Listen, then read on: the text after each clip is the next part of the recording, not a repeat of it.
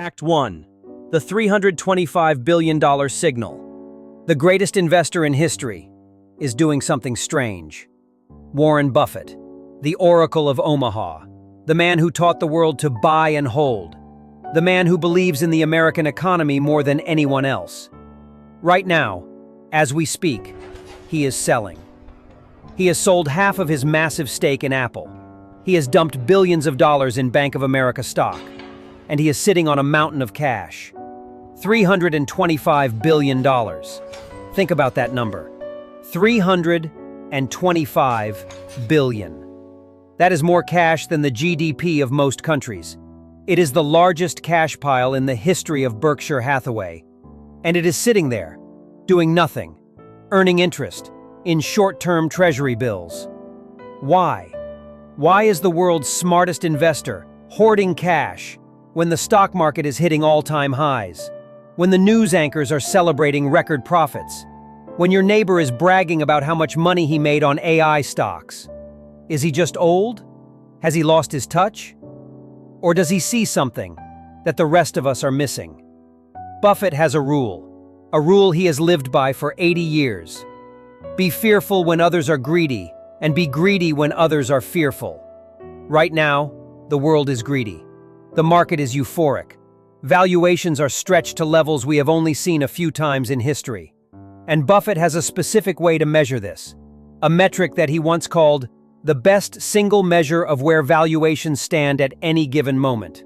We call it the Buffett indicator. It is a simple ratio. It takes the total value of the entire United States stock market and divides it by the GDP of the United States economy. Basically, it asks a simple question. Is the paper market worth more than the real economy?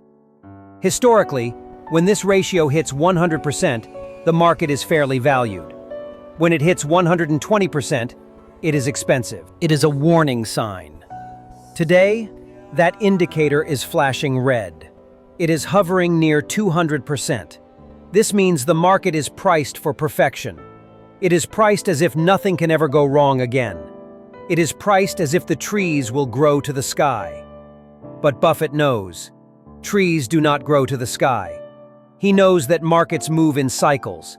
And he knows that when the tide goes out, we will see who has been swimming naked. But here is the scary part. Buffett is not alone. Look at the other titans of industry.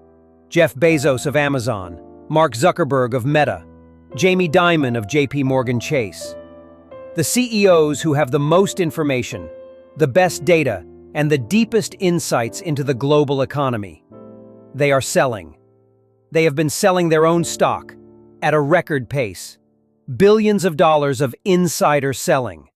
While retail investors, while you, are being told to buy the dip, the people who built the companies are quietly heading for the exit. They are cashing out. They are buying land. They are building bunkers. They are moving into safety. It feels like a party that will never end. The music is loud. The champagne is flowing. But the smartest people in the room are putting on their coats. You feel it too, don't you? You look at your 401k statement, and instead of feeling rich, you feel anxious. You wonder if those numbers are real, or if they are just pixels on a screen that can vanish in a single week. You are right to be worried, because this has happened before.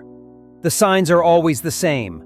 The euphoria, the debt, the belief that this time is different. It happened in 2008, before the housing crash. It happened in 2000, before the dot-com burst. And most famously, it happened in 1929, before the Great Depression.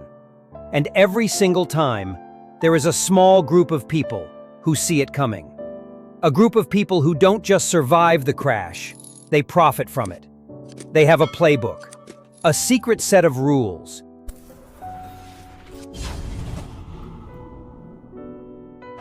Act 2. The Shoeshine Boy and the Sharks. Let's go back to the original crime scene. New York City, 1929, the Roaring '20s. It was a time of excess, jazz, flappers, prohibition gin, and the greatest stock market bubble the world had ever seen. Everyone was getting rich, or at least, they thought they were. The market only went up. Stocks that were worth $10 were suddenly worth 100. It felt like magic. It felt like the laws of gravity had been repealed. And in the middle of this party sat a man named Joseph Kennedy, the father of a future president, and one of the most ruthless men to ever walk Wall Street. You have probably heard the famous story, the Folklore. The story goes that one day, Kennedy was getting his shoes shined, and the Shoeshine Boy looked up at him and started giving him stock tips. "Buy Hindenburg! Buy radio!" Kennedy didn't say a word. He went back to his office, and he sold everything. He reasoned that if a Shoeshine Boy was giving stock tips, then the market was too popular. There were no more buyers left. The top was in. It is a great story. It makes Kennedy look like a genius of intuition, but it is a lie. Or at least, it is only half the truth. Kennedy didn't get out because of a Shoeshine Boy. He got out because he knew the game was rigged, because he was the one rigging it. You see, the stock market of 1929 was not a free market. It was a predator's pool. Kennedy belonged to a group called a stock pool. Here is how it worked. It was a mechanism of pure manipulation. A group of wealthy men, the smart money, would pool their cash together, millions of dollars. They would pick a stock, let's say RCA Radio. First, they would quietly accumulate shares, buying slowly so the price didn't move. This is the accumulation phase. Then, they would start the machine. They would buy and sell the stock to each other. Kennedy would sell to his partner. His partner would sell back to Kennedy over and over again. Why? To create volume, to create the illusion of activity. They called it painting the tape. When the average investor, the doctor, the teacher, the Shoeshine Boy, saw the ticker tape moving, they thought something big was happening. They thought it was legitimate interest. RCA is moving, everyone is buying. So the public jumped in. They bought and bought and bought. This is the euphoria phase. The price skyrockets. The public is euphoric. They feel like geniuses. But they were just sheep being herded to the slaughter. Once the price hit the target, Kennedy and his pool would do the final step, distribution. They would sell their millions of shares to the hungry public. They sold at the very top. They emptied their hands and filled their pockets with cash. By the time the Shoeshine Boy was buying, Kennedy wasn't just worried, he was done. He had already extracted the wealth. But there was one more element that made the 1929 crash so devastating. Something that Kennedy understood, but the public ignored.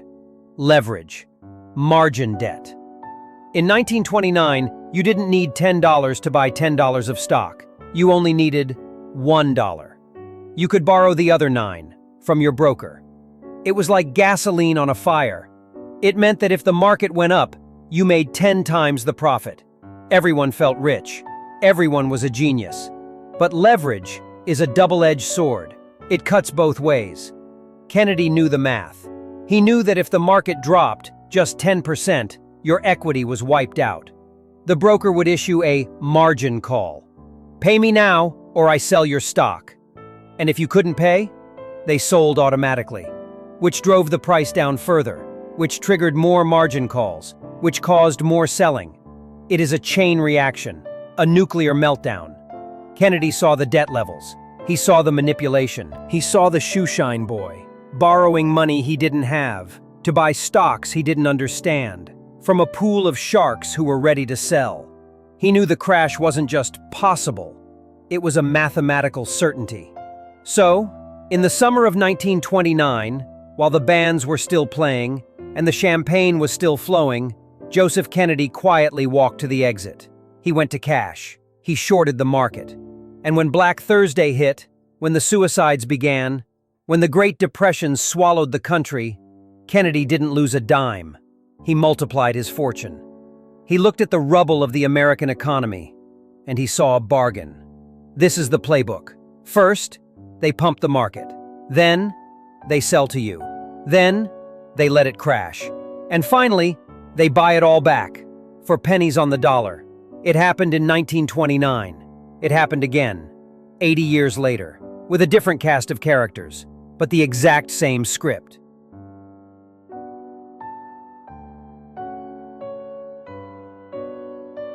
Act 3. The loneliest trade in history. Fast forward, 80 years. The year is 2005. The jazz age is long gone, but the euphoria is back. This time, it wasn't about radio stocks. It was about houses, real estate, the American dream. Housing prices never go down. That was the mantra. That was the religion.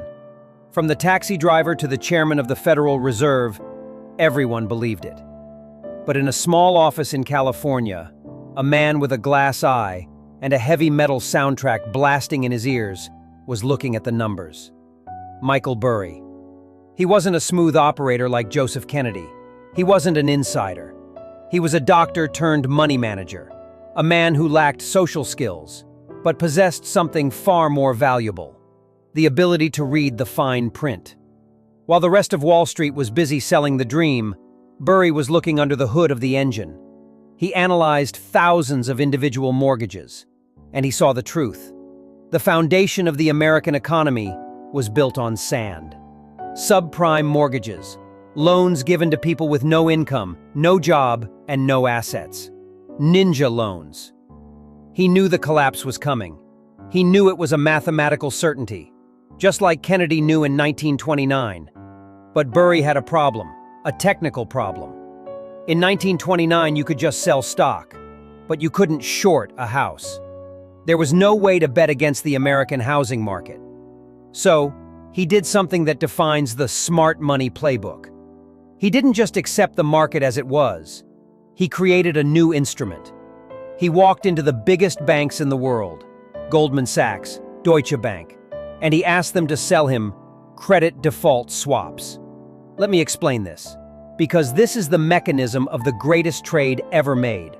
A credit default swap is basically an insurance policy.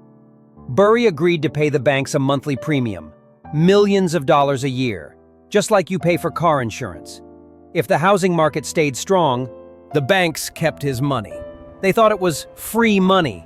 They laughed at him. They thought he was a fool, burning cash to insure a house that could never burn down. But if the housing market crashed, if the bonds failed, the insurance policy would pay out. Not 1-to-1, but 10-to-1, 20-to-1. It was an asymmetric bet. And this brings us to the hardest part of the playbook, the part that most people cannot handle, the psychology. For 2 years, Michael Burry bled money. Every month he wrote checks to the banks. Every month the value of his fund went down. His investors were furious. They called him crazy. They sued him. They demanded their money back. This is the sage's burden. Being early is indistinguishable from being wrong. The herd mentality is powerful.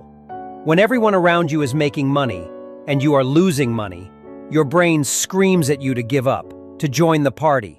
But the ultra-rich, the true masters of the crash, they have ice in their veins. They trust the data, not the sentiment. Burry locked the doors. He refused to let investors withdraw. He sat alone in his office, waiting for gravity to take over. And then, in 2007, the cracks appeared. The teaser rates on the loans expired. People couldn't pay. Foreclosures skyrocketed. The house was on fire. And suddenly, that insurance policy wasn't worthless. It was the most valuable piece of paper on Wall Street. The banks, Bear Stearns, Lehman Brothers, the same banks that laughed at him, were now begging to buy his insurance back. They were bankrupt, and he was holding the winning ticket. Michael Burry made $700 million for his fund. Personally, he made $100 million. While the rest of the world lost their homes and their retirement accounts, he didn't cause the crash. He simply saw that the emperor had no clothes. This is the lesson of 2008. The smart money doesn't just guess. They find a mechanism. They find an instrument that has limited downside and unlimited upside. Kennedy used cash and shorts. Burry used swaps. The tools change, but the strategy is the same. Identify the bubble. Position yourself against it. And then, wait. But why does the bubble always burst? What is the physics behind the crash? It isn't just psychology, it is a force, more powerful than gravity. Leverage.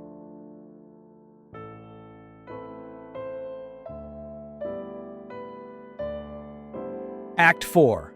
The physics of the crash. Why does the bubble always burst? Why can't prices just stay high forever? Why can't we just have a soft landing? It is a question that every politician and every central banker tries to answer. But the answer isn't political. It is mechanical. It is a law of financial physics. And that law is governed by one word: leverage. Joseph Kennedy saw it in 1929. Michael Burry saw it in 2008. And Warren Buffett sees it today. Leverage is the fuel of the boom, but it is the dynamite of the bust. Let me explain exactly how this trap works. Because if you understand this, you will understand why the ultra-rich leave the room, while the music is still playing. Imagine a normal investor. Let's call him John. John has $10,000 of his own money. He buys $10,000 of stock. If the market drops 10%, John loses $1,000. It hurts, but he is still alive. He can wait. He can hold. But now, imagine a leveraged investor. Let's call him the speculator. In 1929, this was the Shoeshine Boy. In 2008, this was the house flipper. In 2025, this is the hedge fund manager. The speculator also has $10,000. But he doesn't just buy $10,000 of stock, he borrows money. He borrows $90,000 from the broker. Now, he controls $100,000 of stock. On the way up, this is magic. If the market goes up 10%, he makes $10,000. He has doubled his money in a single day. He feels like a genius. He tells his friends that investing is easy. This is how bubbles form, greed fueled by debt. But then, the tide turns. The music stops. Look at the math of the crash. If the market drops just 10%, the speculator's $100,000 position becomes $90,000. The $10,000 loss is equal to his entire life savings. His equity is zero. He is wiped out. And this brings us to the most dangerous moment in finance: The margin call. The broker who lent him the money doesn't care about John's feelings. He only cares about his loan. When he sees the price drop, he makes a phone call. Put up more money or we sell. The speculator has no more money. So the broker sells, instantly, automatically, at any price. Now, multiply this by millions of people. When millions of margin calls happen at once, you get a liquidity crisis. Everyone is selling, no one is buying. The buyers have vanished. The price doesn't just fall, it gaps down. It falls into an air pocket. A stock that was $100 opens at $80 and closes at $50. This is why crashes are so violent. It is not because companies suddenly became bad. It is because of forced selling. The debt must be repaid. And the only way to repay it is to sell the asset into a falling market. In 1929, it was stock margin. In 2008, it was mortgages. Today, the leverage is hidden. It is in the shadow banking system. It is in derivatives. It is in zero DTE options. It is in the massive debts of corporations and the government itself. The system today is more leveraged than at any point in history. The rubber band is stretched tighter than ever before. When Warren Buffett sells, he isn't just timing the market. He is avoiding the stampede. He knows that when the margin calls start, the exit door is very small, and the crowd is very large. If you wait until the fire starts, you will never get out alive. You have to be standing outside, holding cash, watching the building burn, while everyone else is trapped inside. This is the cold reality of the crash playbook. It is not about predicting the exact day. No one can do that. It is about understanding the structure. When the leverage is high, the crash is inevitable. Gravity always wins. And when the dust settles, when the debt is wiped out, when the speculators are bankrupt, that is when the real transfer of wealth happens.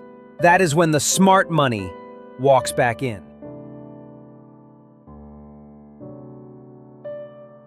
Act 5. The wealth transfer. So, what happens next? After the crash, after the margin calls, after the smoke clears, does the money just disappear? No. Wealth is never destroyed. It is only transferred. It moves from the impatient to the patient, from the leveraged to the liquid, from the hands of the many into the hands of the few. This is the final chapter of the playbook, and it is the most important one, because escaping the crash is only half the battle.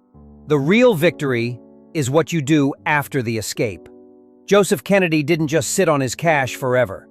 In 1933, when the Great Depression was at its darkest, when stocks were trading for pennies, Kennedy walked back into the market. He bought. He bought real estate. He bought companies. He bought the wreckage of the American economy at a 90% discount. Warren Buffett did the same thing in 2008. While everyone else was terrified, while the banks were failing, Buffett stepped in. He lent $5 billion to Goldman Sachs. He lent $3 billion to General Electric. He bought stocks when they were hated. He wasn't gambling. He was acting as the buyer of last resort. He had the cash when no one else did. And because he had the cash, he got to set the price. This is the difference between a speculator and a sage. The speculator looks at the price. He buys because the price is going up. He sells because the price is going down. He is a slave to the green and red numbers on the screen. The sage looks at the value. He knows that price is what you pay, value is what you get.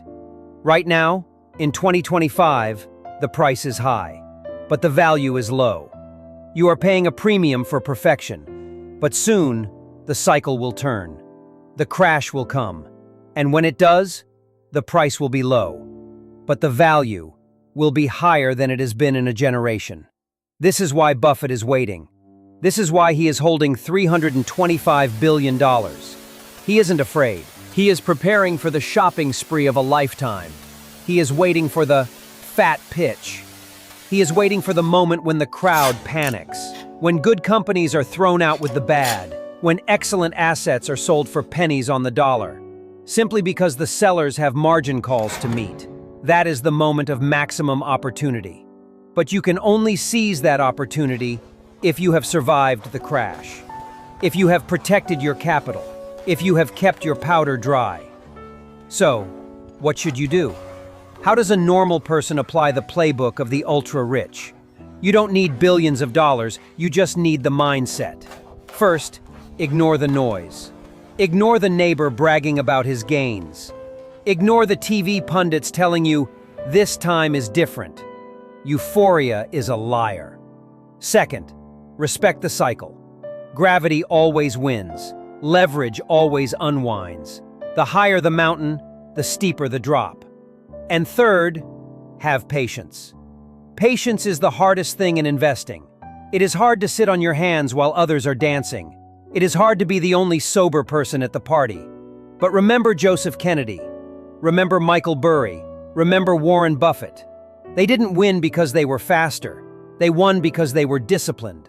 They won because they understood that the market is a device for transferring money from the impatient to the patient. The storm signals are flashing, the insiders are selling, the cash piles are growing. History is whispering to us. It is telling us that the music is about to stop, and when it does, make sure you have a chair. This is Fiscal Folklore. We don't have a crystal ball, but we have a history book, and the history book tells us that the crash is not the end. It is the beginning of the next great fortune. If you want to be ready for what comes next, if you want to understand the patterns of the past to protect your future, then you have found your place. Join us.